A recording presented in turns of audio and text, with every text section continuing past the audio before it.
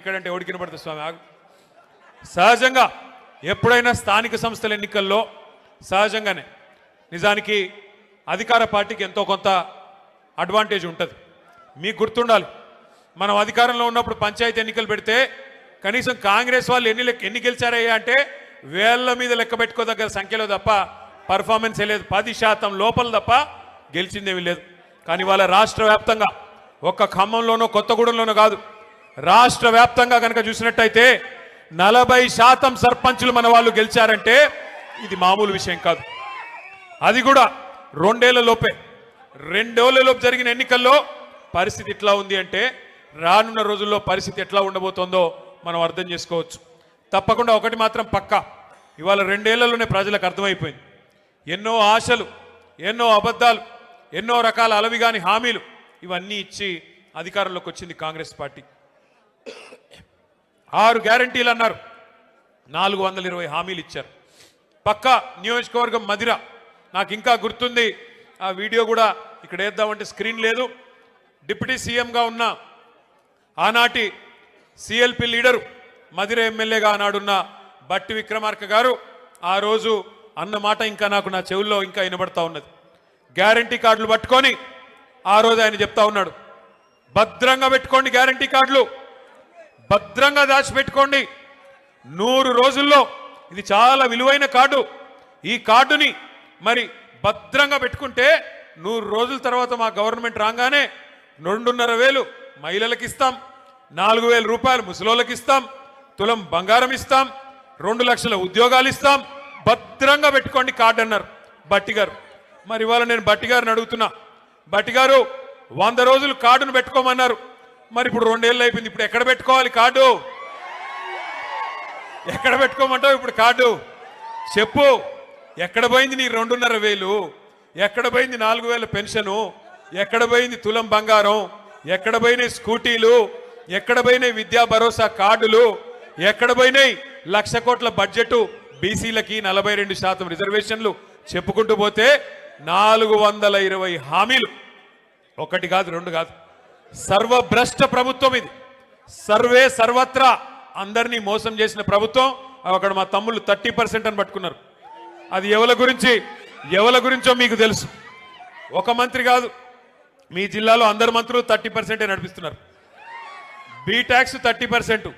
ఇక్కడ పక్కన P tax బాంబులేటి మంత్రి గారికి ఆయన ట్యాక్స్ కూడా 30%. ఏ భూమి ఆయన దగ్గర పోయినా 30% నాకు ఇచ్చేయమని అడుగుతున్నాడు బాంబులేటి గారు. అట్లాగే ఇక్కడున్న తుమ్మల గారు కూడా, ఆయన కూడా అదే పనిలో ఉన్నాడు. ఎవరికి వాళ్ళు ముగ్గురు ఇవాళ ఏ ఒక్కరు కూడా జిల్లాకి పనికొచ్చే ఒక్క పని కూడా చేయడం లేదు. ముగ్గురు మోసగాళ్ళు, మొనగాళ్ళు కాదు. ఒకటి మాత్రం వాస్తవం, ఈ ముగ్గురు మోసగాళ్ళకి అసలైన నాయకుడు ఎవడా అంటే అలీబాబా పైన ఉన్నాడు. ఇక మీరు చూస్తూనే ఉన్నారు ఆయన కథ. అయితే నోరు బారేసుకోవడం, జర్ర జర్ర జర్ర జర్ర జర్ర జర్ర జర్ర తొందరపడక నన్ను మాట్లాడి, ముందే గొంతు బాలేదు, మాట్లాడి. నేను ఒక్కసారి మీరు దయచేసి ఆలోచించాలని కోరుతా ఉన్నా. 2 ఏళ్ళు అయిపోయింది.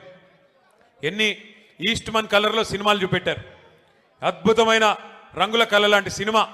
మీకు ఇది ఇస్తాం, అది ఇస్తాం, అది చేస్తాం, ఇది చేస్తాం.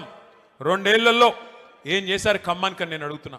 ఈ జిల్లాలో కేసీఆర్ గారు 7.5 లక్షల ఎకరాలకు నీళ్ళు ఇవ్వాలని చెప్పి, గోదావరి జలాల మీద పూర్తి హక్కు ఖమ్మం జిల్లాకి దక్కాలని చెప్పి, ఎందుకంటే మీ తర్వాత కిందికి ఆంధ్రాకి, ఆంధ్రా నుంచి కిందికి సముద్రంలోకి నీళ్లు పోతాయి. తెలంగాణలో కిందేమీ లేదు ఇంకా ఖమ్మం తర్వాత, కొత్తగూడెం తర్వాత. కాబట్టి మన నీళ్లు, మన గోదావరి నీళ్లు మరి ఏవైతే పూర్తి స్థాయిలో ఖమ్మం జిల్లాకి దక్కాలో దానికోసం సీతారామ సాగర్ అనే ప్రాజెక్టును అద్భుతంగా డిజైన్ చేసి 7.5 లక్షల ఎకరాలు, కొత్తగా 3,40,000 ఎకరాల ఆయకట్టు, అట్లాగే స్థిరీకరించబడే ఆయకట్టు ఏదైతే ప్రస్తుతం కృష్ణ కింద ఉందో, ఎన్ఎస్పి కింద ఉందో దాన్ని కూడా స్థిరీకరించడానికి మరొక 3.5 లక్షల ఎకరాలకి, మొత్తం కలిపి 7.5 లక్షల ఎకరాలకి నీళ్ళిచ్చే ప్రతిపాదించే ప్రాజెక్టు సీతారామ సాగర్. ఏనుగెళ్ళింది తోక చిక్కింది అన్నట్టు 90% పనులు కేసీఆర్ గారే పూర్తి చేసినారు. చేసి చివరికి మనం దిగిపోయే నాడు డిసెంబర్ 2023లో కట్టిన ఇల్లు పెట్టిన పొయ్యి అన్నట్టుగా వీళ్ళ చేతికి తాళాలు ఇచ్చి మనం పక్కకు తప్పుకున్నాం. 2 ఏళ్ళైంది. ఏం చేశారు మరి? అశ్వారావుపేటలో ఈరోజు నిజానికి ఒక్క సీతారామ సాగర్ ద్వారా 1,30,000 ఎకరాలకి నీళ్ళు ఇచ్చేదానికి కేసీఆర్ గారు డిజైన్ చేశారు. సత్తుపల్లి నియోజకవర్గంలో కల్లూరు కావచ్చు, వేంసూరు కావచ్చు, పెనుబల్లి కావచ్చు, 4 మండలాల్లో 40,000 ఎకరాలకు నీళ్ళు ఇవ్వడానికి సీతారామ సాగర్ని కేసీఆర్ గారు డిజైన్ చేశారు. ఇవాళ ఇల్లెందు నియోజకవర్గంలో 20,000 ఎకరాలకు నీళ్లు రావాలి, కొత్తగూడెంలో 10,000 ఎకరాలకు రావాలి, అట్లాగే వైరా నియోజకవర్గంలో 20,000 ఎకరాలకు నీళ్లు రావాలి. కానీ ఇల్లెందును కట్ చేసి, ఇల్లెందుకి నీళ్లు పోకుండా చేసి ఇవాళ అక్కడి నుంచి కూడా అఖిలపక్ష నాయకులు వచ్చిన్నారు, మా కాలువలు లేకుండా చేస్తున్నారు, మా నీళ్లు రాకుండా చేస్తున్నారని చెప్పి ఇల్లెందును కట్ చేసి ఇవాళ కేసీఆర్ గారు ఏ ఉద్దేశంతోనైతే ఖమ్మం జిల్లాని సస్యశ్యామలం చేయాలి, గోదావరి జలాలతో తలపెట్టారో ఒక్క అడుగు కూడా ముందుకేయకుండా, ఒక్క పని కూడా చేయకుండా కేవలం కమిషన్ల కోసం మాత్రమే ఈ జిల్లాలోని 3 మంత్రులు ఇవాళ పనిచేస్తూ ఉన్నారు. వాస్తవానికి 2 ఏళ్లలో ఏం జరిగింది, ఏం ఒరిగింది తెలంగాణకి అంటే ఒక్క మాటలో చెప్పేయచ్చు. రామాయణం కదా, కట్టే కొట్టే తెచ్చే అన్నట్టుగా ఏందయ్యా కాంగ్రెస్ ప్రభుత్వం 2 ఏళ్లలో చేసింది అంటే ఎగవేతలు, కూల్చివేతలు, పేల్చివేతలు, ఈ 3 తప్ప పీకిందేమీ లేదు. ఎగవేతలు ఒకటా రెండా, ఎన్ని హామీలు ఎగ్గొట్టారు. ఇదే ఖమ్మం జిల్లాలో కౌలు రైతుల సంఖ్య చాలా పెద్ద ఎత్తున ఉంటుంది. ఆ రోజు రేవంత్ రెడ్డి పిసిసి అధ్యక్షుడిగా ఉత్తరాలు రాసినాడు కౌలు రైతులకి. ఏమని?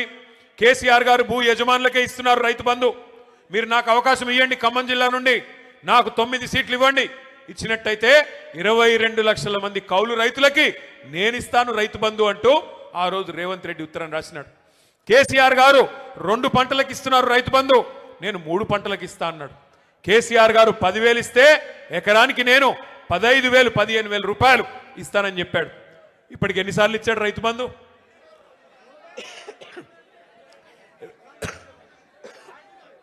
బూతులొద్దు కానీ 15,000 ఇస్తానని చెప్పి 12,000 కుదించి అది కూడా ఇప్పటికి ఇచ్చింది ఒక్కసారి. 2 సార్లు ఎగ్గొట్టిండు. మొదటిసారి కేసీఆర్ గారు పెట్టిందే ఆ 5,000 రూపాయలు ఇచ్చాడు తప్ప ఒక్కసారి. 2 ఏళ్లలో ఈ ప్రభుత్వం రైతు బంధు వేసింది ఒక్కసారి, అది కూడా తగ్గించి 15,000 అని చెప్పి 12,000 కుదించి అది కూడా మొన్న ఒక్కసారి వేశారు. మళ్ళీ ఇప్పుడు సంక్రాంతి పండుగ రాబోతా ఉంది. మరి ఇప్పుడు వేస్తారో వేయరో ఎవరికి తెలియదు. ఎంత దారుణం అంటే కౌలు రైతులను మర్చిపోయారు, 3 పంటలకు రైతు బంధు ఇస్తామనేది మర్చిపోయారు, 15,000 మర్చిపోయారు. రైతు కూలీలకు పెద్ద పెద్ద కానీలు చెప్పారు. రైతు కూలీలకు కూడా నెలకు 1,000 రూపాయలు చొప్పున ఇస్తామన్నారు. 25 నెలలు అయిపోయింది. మరి వచ్చినాయా నెలకు 1,000 రూపాయలు ఎవరికన్నా రైతు కూలీలకి? ఎక్కడా ఎవరికేం లేదు. ఇందిరమ్మ ఆత్మీయ భరోసా అన్నారు, వచ్చిందా ఎవరికన్నా ఆత్మీయ భరోసా? రైతులకు, కౌలు రైతులకు, రైతు కూలీల సంగతి దేవుడెరుగు. ఇవాళ షాపుల్లో యూరియా అనేది దిక్కులేదు. షాపుల్లో యూరియా లేక యూరియా కోసం లైన్లు కడుతుంటే రైతులు, మరి మన తమ్ముళ్ళందరూ వీడియోలు తీసి వాట్సాప్లలో పెడుతుంటే ప్రభుత్వం పరువు పోతుందని చెప్పి ఒక కొత్త నాటకానికి శ్రీకారం చుట్టారు. ఏమని? యాప్ అంట. యాప్లో వస్తుంది. యాప్లో ఎప్పుడు వస్తుంది? షాప్లో ఉంటాయి కదా, అక్కడ షాపులోనే లేదు, యాప్లో ఎడికెళ్ళి వస్తుంది. ఇప్పుడు ఈ యాప్ కూడా పనిచేయట్లేదు. యాప్ పనిచేయకపోతే ఇప్పుడు కొత్త నాటకం మళ్ళోటి, కార్డు అంట. ఇక గ్యారంటీ కార్డులు అయిపోయినాయి, యూరియా కార్డు కావాలంటే ఇప్పుడు. మరి నేను అడుగుతా ఉన్నా, ఒక్కసారి ఖమ్మం జిల్లా రైతన్నలు ఆలోచించాలా.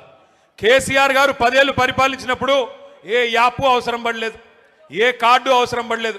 ఆటో వాడికి 4 రూపాయలు ఇస్తే బాయ్ కాడికి తీసుకొచ్చి బంగారంలాగా 6 కావాలంటే 6, 10 కావాలంటే 10 యూరియా బస్తాలు బాయ్ కాడికే వచ్చేది.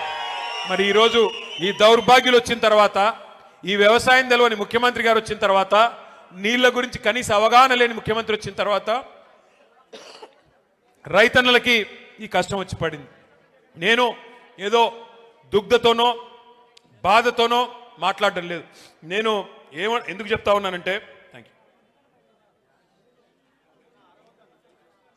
ఎందుకు చెప్తా ఉన్నా అంటే, ఈ ముఖ్యమంత్రి గారికి నదీ జలాల మీద కనీస అవగాహన లేదు. గోదావరిలో, కృష్ణా నదిలో మన హక్కుల గురించి కనీస అవగాహన లేదు.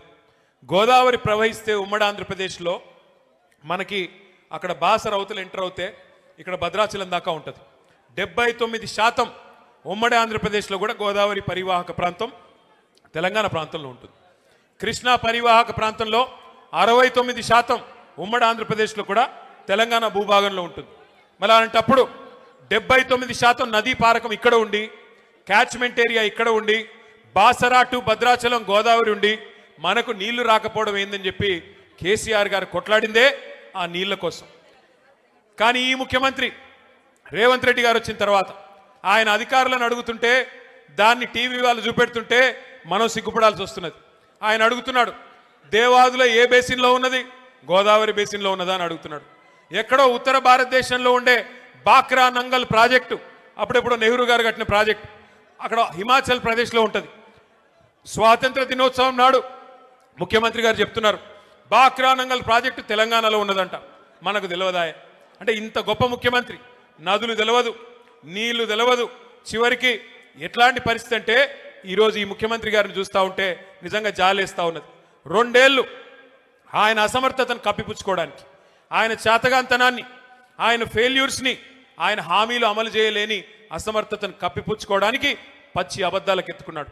ఏం మాట్లాడినా, ఏం అడిగినా, ఏమయ్యా రేవంత్ రెడ్డి గారు ఎందుకు అమలు చేయవు?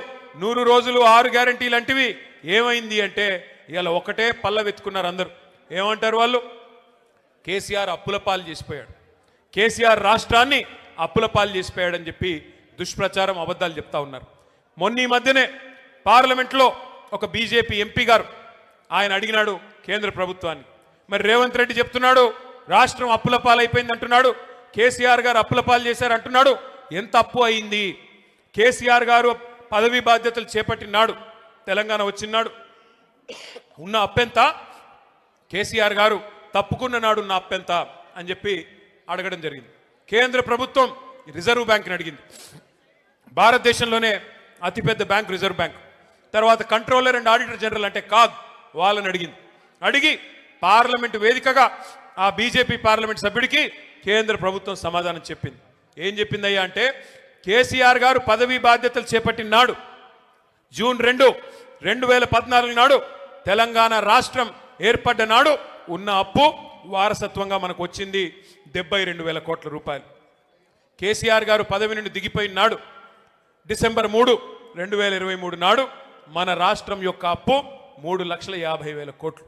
అంటే ఆ 3,50,000 కోట్లలో ఆ 72 తీసేస్తే 9.5 ఏళ్ల కాలంలో కేసీఆర్ ప్రభుత్వం చేసిన అప్పు కేవలం 2,80,000 కోట్లు మాత్రమే అని చెప్పి నేను చెప్పడమో, అజయ్ గారో, నామా గారో, రవిచంద్ర గారో చెప్తున్న మాట కాదు. కేంద్ర ప్రభుత్వం చెప్తున్న మాట, రిజర్వ్ బ్యాంక్ ఆఫ్ ఇండియా చెప్తున్న మాట. వాళ్ళు చెప్పేదేమో 2,80,000 కోట్లు. బట్టి గారిని అడిగితే 6 లక్షల కోట్లు అంటాడు, తుమ్మలను అడిగితే 7 లక్షల కోట్లు అంటాడు, బాంబులేటిని అడిగితే 8 లక్షల కోట్లు అంటాడు, రేవంత్ రెడ్డిని అడిగితే 10 లక్షల కోట్లు అంటాడు. నోరే కదా, ఏముంది, ఎటు పడితే అటు మాట్లాడచ్చు. ప్రజలు వెర్రోళ్ళు కదా, నమ్ముతారులే అనుకుంటున్నారు ఈ సన్నాసులు. నేను ఒకటే గుర్తు చేస్తా ఉన్నా, ఎస్ కేసీఆర్ గారు అప్పు చేశారు. 2,80,000 కోట్ల అప్పు చేసిండు కేసీఆర్. చేసి ఏం చేసిండు? 73,000 కోట్ల రూపాయలు 70 లక్షల రైతుల ఖాతాల్లో 11 సార్లు రైతు బంధు రూపంలో వేసిన నాయకుడు కేసీఆర్. ఎస్ కేసీఆర్ గారు అప్పు చేశారు. అప్పు చేసి ఏం చేశాడు కేసీఆర్? ఒక్కొక్క రైతుకి రైతు బీమా ఇచ్చి లక్షల మంది రైతులకి 5 లక్షల రూపాయల చొప్పున చనిపోతే ఎవరైనా నష్టపరిహారం అందించారు కేసీఆర్ గారు. ఎస్ కేసీఆర్ గారు అప్పు చేశారు. 9.5 ఏళ్ళు ఒక్క ఉచిత కరెంటు కోసమే వ్యవసాయానికి 50,000 కోట్ల రూపాయలు ఖర్చు పెట్టింది కేసీఆర్ ప్రభుత్వం రైతన్నల కోసం. ఎస్ కేసీఆర్ గారు అప్పు చేశారు. 2 దఫాలుగా 1,00,000 రూపాయల చొప్పున రుణమాఫీ చేయడానికి 28,000 కోట్ల రూపాయలు వెచ్చించింది కేసీఆర్ ప్రభుత్వం. ఎస్ కేసీఆర్ గారు అప్పు చేశారు 2,80,000 కోట్లు. ఆ అప్పుతో 1,022 గురుకుల పాఠశాలలు పెట్టి 6.5 లక్షల మంది మన పిల్లలకి 6.5 లక్షల మంది పిల్లలకి ఒక్కొక్క అమ్మ మీద, ఒక్కొక్క అమ్మాయి మీద, ఒక్కొక్క తమ్ముడి మీద 1,20,000 రూపాయలు సంవత్సరానికి ఖర్చు పెట్టి నాణ్యమైన విద్య అందించారు. ఎస్ కేసీఆర్ గారు అప్పు చేశారు. చేసి ఏం చేశారు? 15 లక్షల మంది ఆడకూతురులకి 1,00,000 రూపాయలు ఇచ్చి కళ్యాణ లక్ష్మి పేరుతో, షాదీ ముబారక్ పేరుతో వారి పెళ్లి చేయించారు. ఎస్